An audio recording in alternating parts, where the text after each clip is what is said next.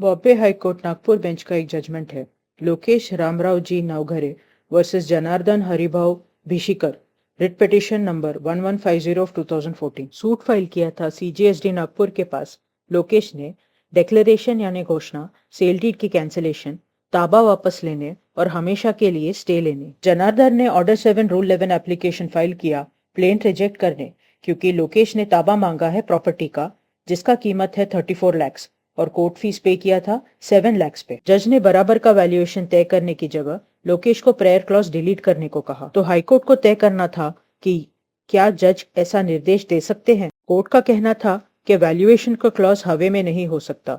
Suit valuation act और उसके नीचे के रूल्स के अंदर कौन से क्लॉज में आता है सूट, वो बताना चाहिए, और कोर्ट फीस एक्ट में भी कैसे वैल्यू किया है वो बताना चाहिए। कोर्ट ने rule 2 of the civil court manual, rules made by the high court under Bombay civil courts act 1869 and the court fees act 1870 को पढ़ा और कहा कि घर के ताबे के लिए घर का मार्केट वैल्यू पे भरना होगा कोर्ट फीस। आखिर में कोर्ट ने कहा कि प्लेंट में साफ कुछ कहा ही नहीं है लोकेश ने।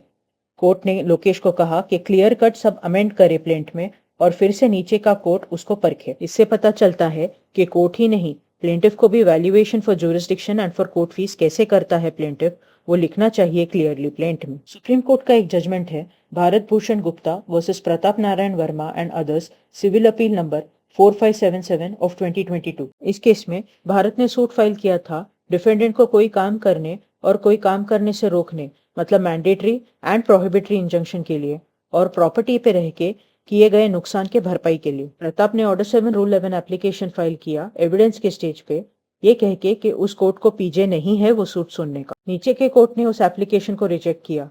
फिर मैटर गया हाईकोर्ट। हाईकोर्ट ने देखा कि भारत ने क्रॉस एग्जामिनेशन में प्रॉपर्टी के वैल्यू को लेकर कुछ कहा और भारत को कहा कि वो प्लेंट को नीचे के कोर्ट से निकाले और बराबर के कोर्ट में दाखिल करे। ये याद रखो। फिर मैटर आया सुप्रीम कोर्ट। सुप्रीम कोर्ट ने हाईकोर्ट के ऑर्डर को स्टे किया, मतलब प्लेंट वापस नहीं लेना पड़ा भारत को।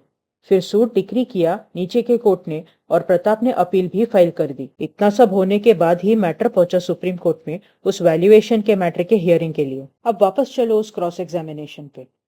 उसमें भारत ने कहा था कि सूट प्रॉपर्टी का वैल्यू 1.8 करोड़ रुपीस था। इस बात पे ही प्रताप ने वो ऑर्डर 7 रूल एप्लीकेशन फाइल किया। नीचे के कोर्ट ने ऑर्डर 7 रूल 11 एप्लीकेशन सुनते वक्त कहा था कि सिर्फ प्लेंट देखना होता है ऑर्डर 7 रूल 11 में, एविडेंस नहीं, और प्लेंट में जो वैल्यूएशन किया है भारत ने उस पे बराबर कोर्ट फीस भरा है। भारत का कहना था कि उसने सूट का वैल्यूएशन इंजंक्शन के लिए सेक्शन 7 सबसेक्शन 4 सबसेक्शन डी के अंदर किया है और सेक्शन 7 सबसेक्शन 5 के अंदर करने की जरूरत नहीं है। प्रताप का कहना था कि भारत इंजंक्शन की आड़ में ताबा मांग रहा है। सुप्रीम कोर्ट का कहना था कि सूट वैल्यूएशन के लिए मार्केट वैल्यू निर्णायक नहीं है और वैल्यूएशन जो सूट में मांगा गया है उससे पता चलता है। कोर्ट ने कहा कि जब लाइसेंस खत्म होते ही लाइसेंस लेने वाला सूट फाइल करे इंजंक्शन के लिए कि लाइसेंस खत्म हो गया है और लाइसेंस लेने वाले को निकाला जाए, तो ऐसा केस चलता है। इसका मतलब बहुत देर हो गया लाइसेंस खत्म होने के बाद, तो सीधा पोजेशन ही मांगना होगा। इस केस में जल्दी आया है भारत। सुप्रीम कोर्ट ने कहा कि हाईकोर्ट ने ध्यान नहीं दिया कि भारत ने मैंडेटरी एंड प्रोहिबिटरी इंजंक्शन को वैल्यू किया है ₹250 के लिए, लेकिन डैमेजेस के लिए 1 लाख का वैल्यूएशन किया है और इन पे कोर्ट फीस भी भरा है। That despite unquestionable principle of law that such a suit for mandatory and prohibitory injunction is not required to be valued at market value of the property, the High Court has relied only upon the market value of the property to hold that the valuation of the present suit to be arbitrary.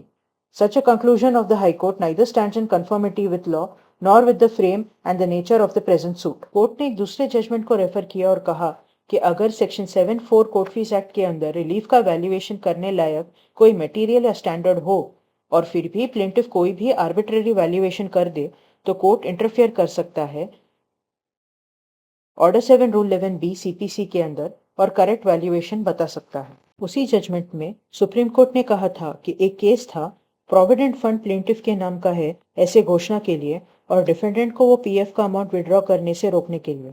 उस case में PF का amount fix था और ये कि plaintiff को उस PF पे अधिकार जताना और पीएफ के पैसे के लिए रिलीफ्स मांगना ये एक ही है, और फाइनली कि उस सूट का वैल्यूएशन उस पीएफ के अमाउंट पे करना होगा section 7 section 4C court fees act के अंदर।